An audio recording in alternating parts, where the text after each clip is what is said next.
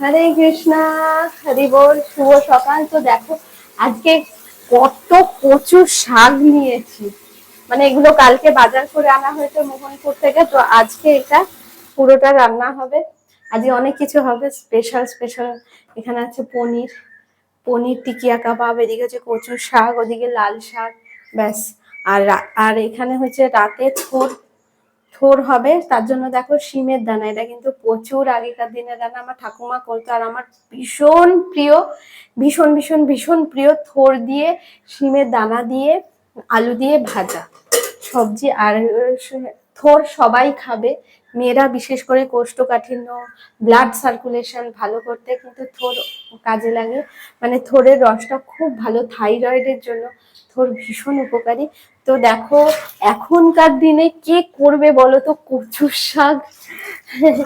মানুষ খাটনির জন্য এখন করে না, কিন্তু অ্যাকচুয়ালি এগুলো অনেক দেহের জন্য, আমাদের দেহের জন্য অনেক মানে উপকারী। তো চেষ্টা করো এই রকম পুরোনো দিনের অথেন্টিক রান্না খাবার।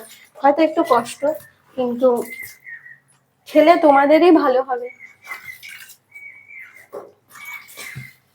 এত কচুর শাক। আর দেখো এইখানে দেখো প্রথমেই করে রেখেছি, এখানে দেখো টিকিয়া কাবাবের জন্য এই যে মশলা ভেজে এটাকে পেস্ট করতে হবে, গ্রাইন্ড করতে হবে, ব্যাস। আজ সকাল সকাল উঠেই রান্না চালু করে দিয়েছি, অনেক রান্না সকাল সকাল উঠে চালু করে দিয়েছি, না হলে আজ পারা যাবে না। কারণ এত ঝামেলা, এগুলো হচ্ছে ঝামেলার রান্না।